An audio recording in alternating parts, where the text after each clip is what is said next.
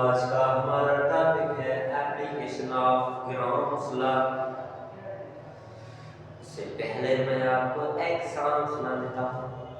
तुझे देखा तो ये जाना सनम, प्यार होता है दीवाना सनम। चलो हम आते हैं अपने टॉपिक पर, एप्लीकेशंस ऑफ ग्राम्स लॉ हमारा टॉपिक है आज का। उसके बारे में हमें जानना है, तो चलो उसे एक्सप्लेन करते हैं। Densities and molar masses of different gases can be determined by using Grom's law. हम डिफरेंट गैसेस की डेंसिटी फाइंड कर सकते हैं ग्राम्स लॉ, उसकी जो इक्वेशन है उसको इस्तेमाल करके। वो इक्वेशन हमारी क्या है कि R1 upon R2 and M2 upon M1. This is the fourth equation of Grom's law. ये हमारी फोर्थ इक्वेशन है ग्राम्स लॉ की। इसी इक्वेशन की हेल्प से हम rate of diffusion of different gases we can find. इसी इक्वेशन की हेल्प से हम डिफरेंट गैसेस का रेट ऑफ डिफिजन हम फाइंड कर सकते हैं। तो इसमें कोई शक नहीं कि densities and molar masses of different gases can be determined by using Grom's law. इसी Grom's law की इक्वेशन की हेल्प से हम डिफरेंट गैसेस की डेंसिटी फाइंड कर सकते हैं। सेकंड पॉइंट है हमारी the effect of toxic gases can be reduced by diffusing them into air. इससे पहले मैं आपको एक शेर सुना देता हूँ। जली को आग कहते हैं, बुझी को राख कहते हैं, जो ज्यादा समझ में आए उसे केमिस्ट्री कहते हैं। तो चलो इसे एक्सप्लेन करते हैं ये क्या बता रहा है। The effect of toxic gases can be reduced by diffusing them into air. ये बता रहा है कि डिफरेंट गैसेस का जो डिफ्यूजन रेट है उसको हम रिड्यूस कर सकते हैं एयर में मिक्सिंग करने के बाद। लेट फॉर सपोज कि हमारा परफ्यूम है, हमारा रोज फ्लावर स्मेल, हमारा पेट्रोल है, ये डिफरेंट गैसेस हैं। ये क्या है, उसका रेट ऑफ डिफ्यूजन है। इसकी हेल्प से हम क्या कर सकते हैं, rate of effect of the gases of the toxic gases can be reduced by diffusing them into air.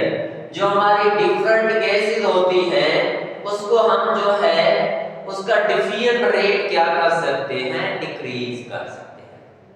मतलब उसको जैसे वो डिफ्यूज होंगी, मतलब उसके मॉलिक्यूल स्प्रेड हो जाएंगे, उसका डिफ्यूजन जो रेट है, मतलब उसकी डेंसिटी जो टॉक्सिक गैसेस का जो इफेक्ट है वो डिक्रीज कर सकते हैं बाय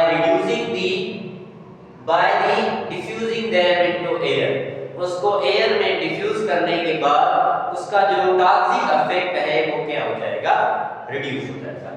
जैसे कि पेट्रोल, परफ्यूम, ये हम एयर में इसको मिक्स करेंगे, ये जब एयर में डिफ्यूज हो जाएंगे, इसका जो है मतलब टॉक्सिक इफेक्ट क्या हो जाएगा, रिड्यूस हो जाएगा। उसके बाद थर्ड पॉइंट है various isotope of gases can be separated by applying grams law because isotope possesses different rate of diffusion। ये दोस्तों आपको ये बात जहन में रखनी चाहिए कि हमारी जो डिफरेंट गैसेस होती हैं उसके डिफरेंट आइसोटोप होते हैं, और आइसोटोप में हर एक जो गैस का आइसोटोप होता है उसी आइसोटोप का डिफरेंट क्या होता है, डिफ्यूजन रेट होता है। जैसे कि हम हाइड्रोजन को एक्सप्लेन करते हैं, hydrogen first 1 atomic number, 1 atomic mass, ये क्या है हमारा प्रोटियम। उसके बाद सेकंड ड्यूटेरियम, उसके बाद थर्ड हमारा ट्राइटियम। ये दोस्तों देखें प्रोटियम, ड्यूटेरियम एंड ट्राइटियम, ये डिफरेंट गैसेस ऑफ हमारे हाइड्रोजन है। ये तीन आइसोटोप ऑफ हमारे हाइड्रोजन है। इसमें हर एक आइसोटोप का क्या होगा, डिफ्यूजन रेट डिफरेंट होगा। लेट फॉर सपोज प्रोटियम का क्या है 1, ड्यूटेरियम का क्या है 2 एंड ट्राइटियम का क्या है 3। ये पॉइंट बता रही है कि डिफरेंट गैसेस होंगी। ग्राम्स लॉ उसका फाइंड कर सकता है जो गैसेस पजेस कर रही है डिफरेंट आइसोटोप, जैसे कि हमारा प्रोटियम, ड्यूटेरियम, ट्राइटियम, उसके डिफरेंट आइसोटोप है, उसका डिफ्यूजन रेट भी क्या होगा, डिफरेंट होगा। ये हमारी थर्ड पॉइंट क्लियर हो गई। उसके बाद हमारा प्रॉब्लम है कि compare the rates of the diffusion of helium and methane. क्या बता रहा है ये बेटा, क्या बता रहा है कि हीलियम एंड मीथेन ये दोनों गैसेस हैं, इसका रेट ऑफ डिफ्यूजन कैसे आप कंपेयर कर सकते हैं।